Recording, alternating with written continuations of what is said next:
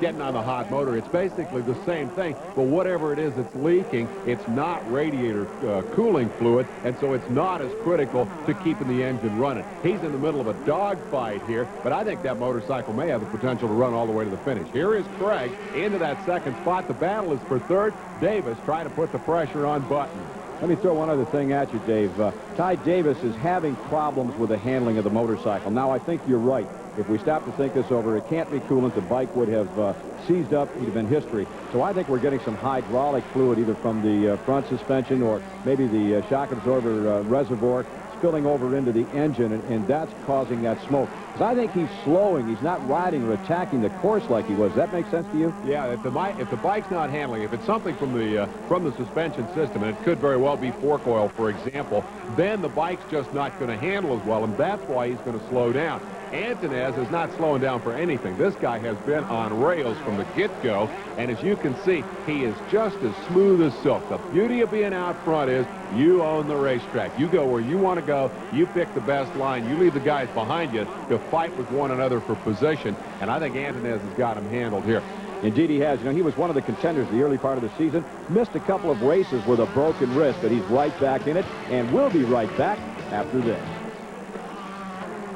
Welcome back. The 125cc main event at Spartan Stadium at San Jose State University is winding down. This is round 9 of a 10-race series in the Western Regional 125cc Championship. Now, for the 250s, it will be coming up a little bit later in the ball game. This is round 17. We're looking at the next to last event of the series. So the action in both the 250 main, as I said, that is yet to come, and this 125 race, it's all boiling down to the crunch time. It's the last couple of opportunities to gain points, and the riders are letting it all hang out. Our leader in this one is Buddy Antonez, rider number 60. He's way out in front. There he is. There's a shot of Antonez. Now, we just looked at number 43. That was Mike Craig, who's running in the number 2 position. Antonez has been the leader in this one since day one. We're on the last lap. The white flag has been given, and he's going to make it 2 in a row if he keeps it upright, Dave. And Ty Davis is going to surrender some points here to Antonez and to the other challengers for this Western Regional 125 Championship.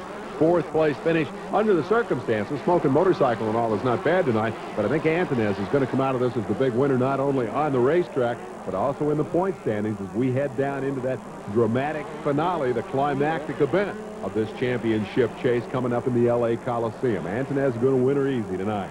Oh, you're absolutely right, Dave, and I'm sure that Antonez wouldn't have it any other way. Arms raised in the air, fist pumping. He's jumping up and down for joy. Takes the checkered flag. His second win of the season, his second in a row. And there's Michael Craig, number 43. He comes home in the number 2 position. And those two are followed by Jimmy Button in 3rd. Ty Davis, our series points leader, finishes 4th. Steve Lamson rounds out the top 5. Let's go to Antonez. I just got a good start, right where I wanted to be, and got a lead.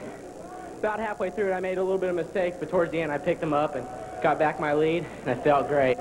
And you look great doing it, buddy. Ty Davis did lose a few points.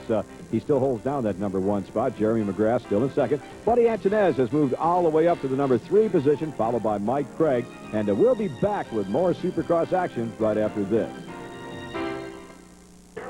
Welcome back. If you've just joined us, you missed a very exciting 125cc main event. We're looking forward to the same kind of action here in round 11 of the Camel Supercross Series. The main event, the 250 class, is on the line. That's the defending champ, Jeff Stanton. I'm Larry Myers, with me, Dave Despain. And Dave, we take a look at the point standings going into round 17, and there's only one left after this one. Time is running out. Stanton is on top. Jeff Matasevich still holding down at number 2 spot, but the guy on the wire, really the guy that has been the hottest, is in 3rd, number 22, Jean-Michel Bale. We'll see what happens after this one. It has to be good no matter what we do. Hell, Larry, no matter what we do, these guys are going to go out there and do business right now. We're underway. Bad start for Matasevich. He's in the middle of the pack on number 20. Stanton gets a great start and jumps out front with Jeff Ward, number 3. Looking back, checking the traffic, and saying, okay, guys, let's go get him. On occasion, we have talked about team tactics. Now, that would be if Jeff Ward, who is a teammate of Jeff Matasevich, can somehow or other help his teammate out in this position. Now, I think probably if he can hold Stanton back until Matasevich has a chance to work through the pack, or if he can get Stanton into racing. Oh, and look at that. Bradshaw.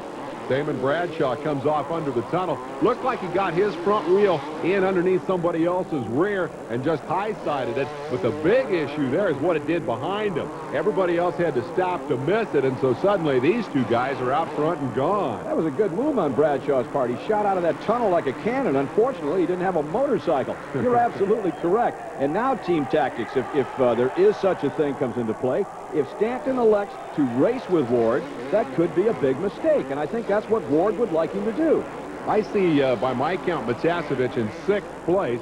Ward, of course, would love to do anything he can to help Matasevich out. I'm not sure there's much he can do at this point. Stanton is willing to race with him, obviously. Stanton wants to win the thing. As we've said in the last couple of weeks, it has come down to who can grab a handful of throttle, go out and win the race. And Stanton seems pretty well prepared to do that. He showed it in Oklahoma City, and tonight he's got a great break. As, oh, nice rooster tail from Ward. They've got a pretty good battle going up front. Key for Stanton is the fact that all of his adversaries for the championship have been left way behind in the wake of this Bradshaw episode. Well, the key for Stanton, in my opinion, is to keep it upright and avoid any kind of a confrontation with Ward. That's what I was leading up to, Dave. If he gets in a tangle with Ward, if he goes down, then his championship could be history. But he's electing to race with Ward. As a matter of fact, he drew alongside him, but then he backed out. He's being very, very careful. A couple of times we've seen that, though, late in the series from Stanton. I would say this has not been a particularly strategic year for Stanton.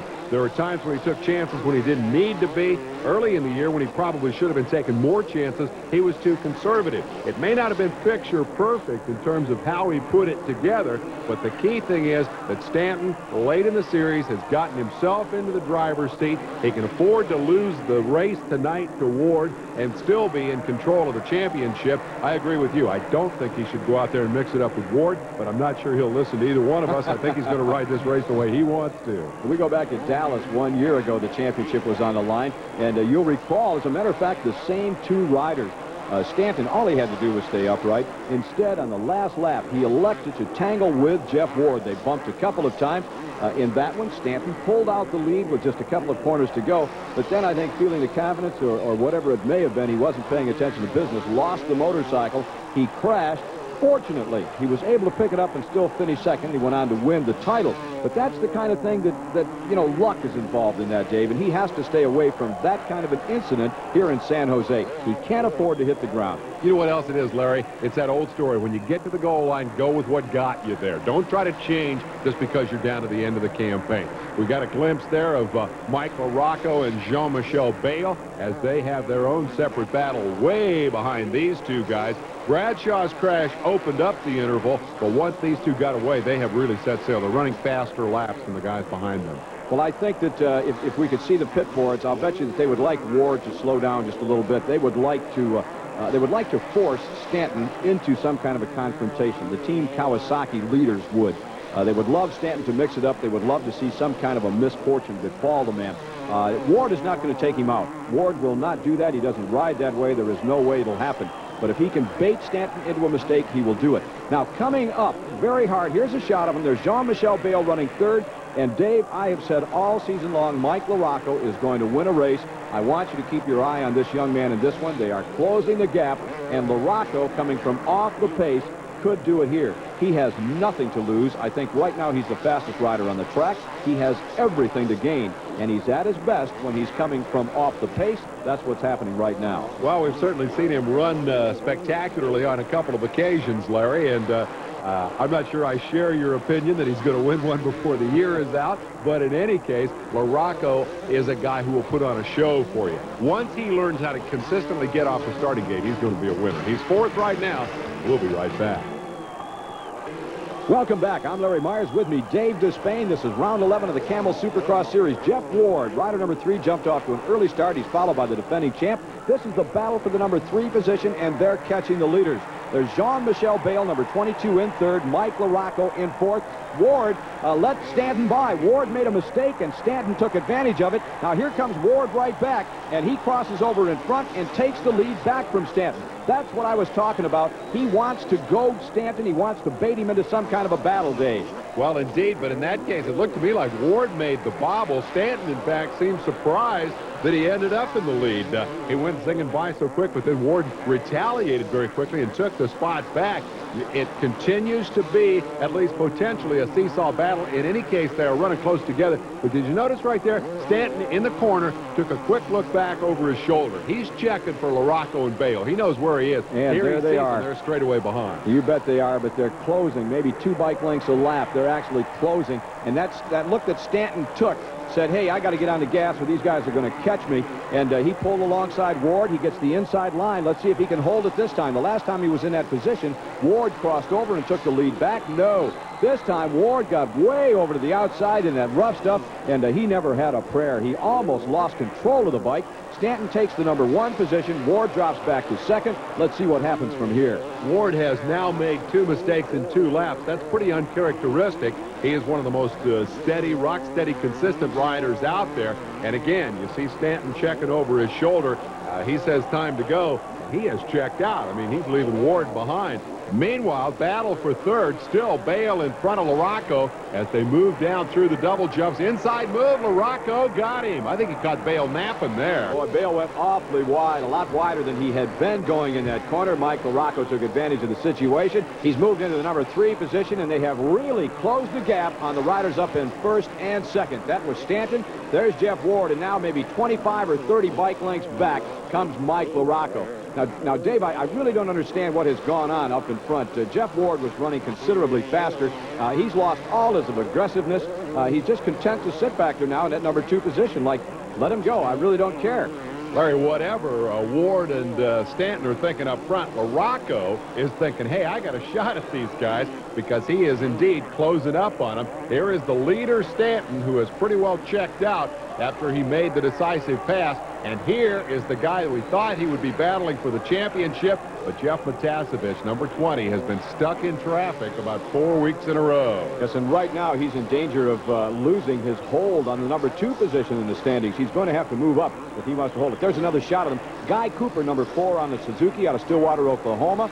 He challenged Matasevich. He's going to the outside, and he's going to take another spot away from him. They're running well back in the pack. As a matter of fact, they're at least midway point in the pack, Dave, and that's got to be disastrous if you're Team Kawasaki, if you're looking for a Jeff Matasevich win to get yourself back on track, because he's nowhere near challenging. And meanwhile, look at the challenge we've got on this racetrack. Here's the fight for the number 2 position. Oh!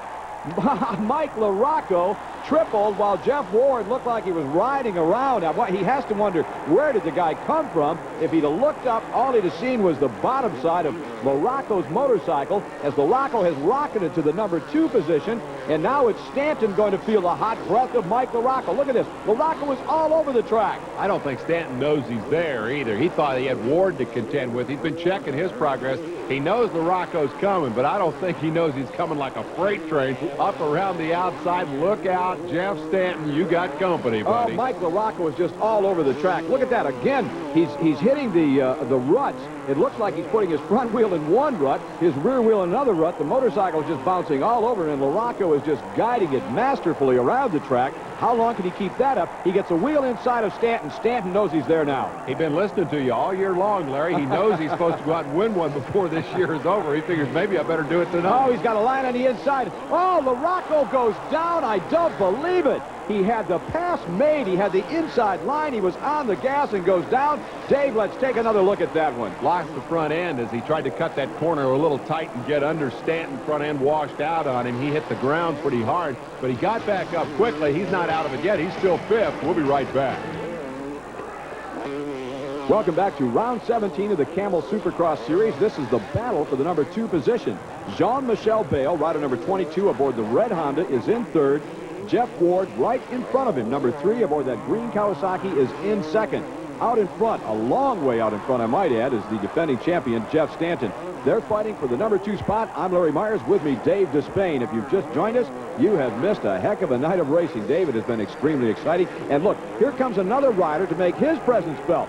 Mike Kidrowski has come from way out of the pack, and Kidrowski is closing. He's got LaRocco with him, too. LaRocco, who crashed a little bit ago, has come back. He's in 5th spot, but he's trying to follow Kidrowski back to the front. Good battle going on here for 2nd and 3rd between number 22 Bale and number 3 Ward, and that will perhaps give Kidrowski, we got a glimpse of him right there, the opportunity to close up here and go on the attack. Out front, Stanton is all alone. Bale tickled to get around Ward right there and get that 2nd spot because points are still the issue. He has the opportunity here tonight to pass Matasevich in the standings, go into 2nd place, and perhaps have a long shot at Jeff Stanton in the series finale. A good point, and getting into 2nd place, it means getting there in order to have that shot, Dave. It means getting there with as many points as possible. So moving into 2nd place in this race and holding it will be very important to his long-term goal of winning that championship. Still running in the number 3 spot, Jeff Ward. And man, does he have company. Kidrowski is all over the pair of them. And here comes LaRocco again. I can't get over this guy. He comes from out of the pack. He moved all the way up to challenge the leader. Went on his head. It looked like he was going to be out of it. But there he is. He's right back in the running again. Here's Bale, still running 2nd. Behind him, Ward. There was a shot of LaRocco, number 10. And on his left, it was our camera right, was Mike Kidrowski. There's Eric Kehoe being lapped. He's saying, geez, I don't know where these guys are coming from. Let me get out of the way. Try to find a place, indeed, to get offline. What happens when they're racing for position like that? Everybody wants every line on the racetrack. Kidrowski's got to go. We lost Mike LaRocco, Dave. LaRocco was in that pack, and he didn't come around. I didn't see him go down, but off camera, he must have slid out. Mike LaRocco is out of that hunt again. He crashed once earlier and lost his rhythm. He came back, tried to run the same speed that he was running prior to the first mishap, and bailed off for the 2nd time. And now Kidrowski, number 11, has passed Ward, and that will drop Jeff Ward back to 4th spot. Kidrowski, another guy who we waited all year for this man to live up to his potential. Now, late in the season, with just a race to go, seems to have come alive here. Well, you're absolutely correct, Dave. Kidrowski is one of the rookies that we look forward to seeing up in the winner's circle, and sometimes I get carried away, and I think I probably predicted he would win once before this thing was. Actually, if all of the riders had won that I predicted would win, we would have needed about a 25-race series. I know I get carried away. I just like to see these guys go out and get the checkered flag. I like to see the cross-ups when it happens. We're looking at the final lap. The white flag has been given, and that means just one lap to go. Here's your leader. He took the lead about the midway point, and he's done nothing but pull away from the rest of the pack. Now, not only is the leader in this one, but he is the leader in the Camel Supercross Series. So Stanton is going to pad that lead tonight, and he's well on his way to becoming the 2nd rider ever to win back-to-back Supercross titles. The only one to have ever done that is, of course, the legendary Bob Hurricane Hanna. He won it 3 times in a row, so Stanton will really have something to shoot for if he is able to keep it upright in this one and then go on to win the championship after the season finale just 1 week from today. 1 week from now, I should say. Checkered flag time. Stanton is happy. Look at that, pumping his arms. He is really pumped up and happy. Jean-Michel Bale takes 2nd, Mike Kidrowski 3rd. Jeff Ward holds on to take 4th, and Mike LaRocco survives a pair of crashes, come home in the number 5 position. Damon Bradshaw finishes 6th, followed by O'Mara, Ward, Guy Cooper, and Jeff Matasevich, who was in 2nd place in the standings, rounds out the top 10. Let's go to Stanton.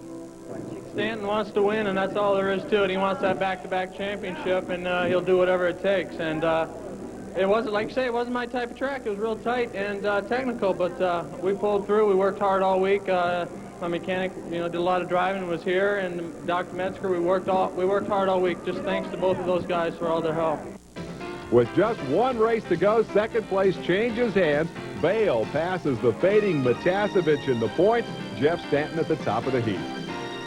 So the defending champ makes it 2 in a row. He has a healthy points lead, some 14 points going into the last round of the year, but I don't think it's over. It's not over, Larry, but look out for the Stanton steamroller.